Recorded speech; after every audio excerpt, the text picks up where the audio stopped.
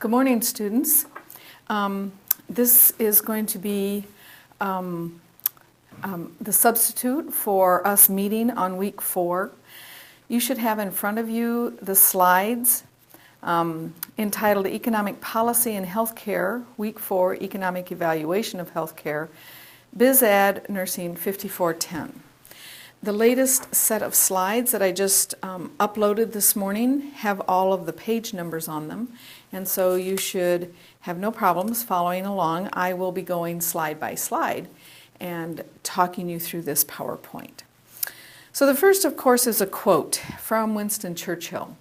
True genius resides in the capacity for evaluation of uncertain, hazardous, and conflicting information.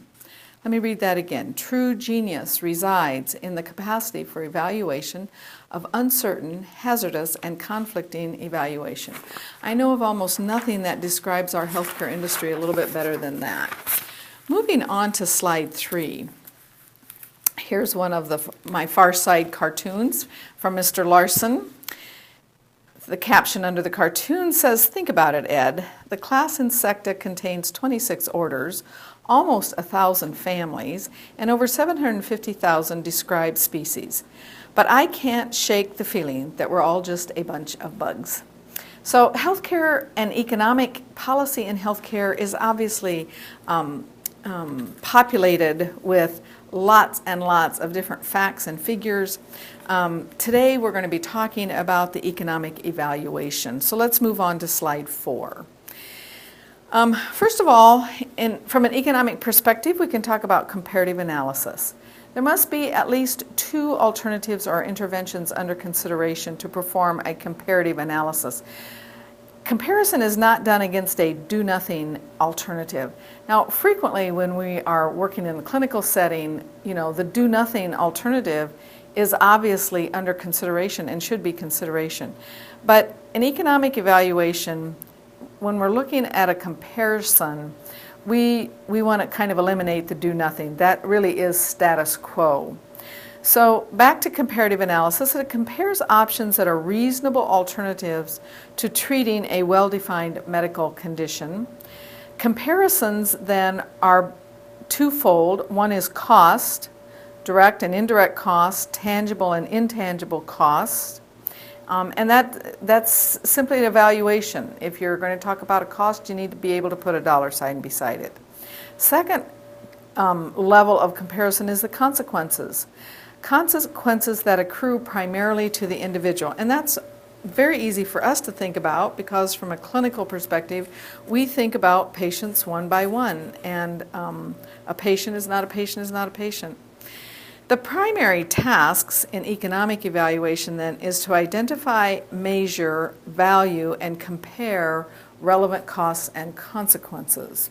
So when we're doing an economic evaluation, whether that's about a piece of equipment or a new service or an existing service, or perhaps there's something, there's an evidence-based practice that we need to adopt. And so we want to identify the practice, we want to be able to measure it, we want to give it a value, and we want to compare relevant costs and consequences. Let's move on to slide number 5. Years ago, well, not so many years ago, but a few years ago, as we were getting ready for healthcare reform, I attended a lot of seminars and education that CHI put on for us. And I learned there that there's an economic burden of 6 significant chronic diseases, if you will, that the American healthcare industry is faced with. And any healthcare system must be able to get their arms around these 6. So those 6 are congestive heart failure, COPD, diabetes, obesity, wound care, and depression. You can read some of the small print there. Those 6 diseases, chronic diseases, put an incredible amount of burden on the healthcare system. And then moving off of those 6 diseases, we can also think about the economic burden of pain. 25.3 million is the estimated number of U.S. adults who suffer pain daily. 126.1 million U.S. adults reported some pain in the last 3 months. 126 million compared to 350 million of our population. We're talking well over 33%, probably getting close to 40% of the American adults report some pain in the last 3 months. That too seems to be an astonishing statistic. And then I was able to find a study that Blue Cross Blue Shield in Michigan did, and they reported a savings over basically a 5-year period from 2009 to 2015 that resulted from PCMH. PCMH stands for the Patient-Centered Medical Home. So patient-centered medical home, if primary care practices implement patient-centered medical home, and lots of our primary care practices are doing just that here in Nebraska. Anyway, back to the study done by Blue Cross Blue Shield in Michigan. They reported a savings of $512 million. That's a hunk of change, and that's meaningful. And they did that by reducing adult ER visits by 10.9%, and then reducing pediatric ER visits by 16.3%. That's just an example that I was able to find of saying, okay, you know, what are those opportunities out there for us to save and do things differently in the healthcare industry? Well, let's move on to slide number 6. When we're doing an economic evaluation, we're going to, as I said earlier, we're going to compare cost and consequences. So that previous example of the cost of healthcare in the ED versus the consequences, the consequences there are ED visits. Another way to look at the cost benefit is to actually do a ratio of cost benefit. Or benefits to costs. So projects that show a positive ratio are considered viable or favorable in the healthcare industry. Projects that do not show a positive ratio are generally seen as unfavorable. And the ratio is always benefits as the numerator and cost as the denominator. So you're always comparing the benefits of a particular service, piece of equipment, to the cost. Cost is always the denominator. I have on a dot point here the net present value. Net present value is a financial analysis that we do to determine, is it better to spend our money on a particular service or piece of equipment, or is it better to invest our money? And it's basically looking at the time value of a dollar in, obviously then hundreds of millions of dollars depending on the project. But is it better to invest that money for an individual corporation or business? Is it better to invest that money in the stock market, or is it better to spend that money and create a new service? Net present value is most beneficial when we're trying to compare different projects. Just looking at it singularly for a single project, not so advantageous, but much better when we're trying to compare different projects, or different kinds of services to actually calculate out a net present value. You can talk to your people in finance departments in most of your facilities.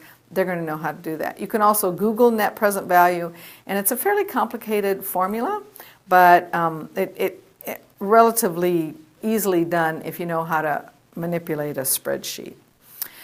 So let's look back at benefits. Benefits can be thought of as avoidance of work loss, and it can also be thought of as the earning potential of a population. Now that's big picture, way big picture stuff.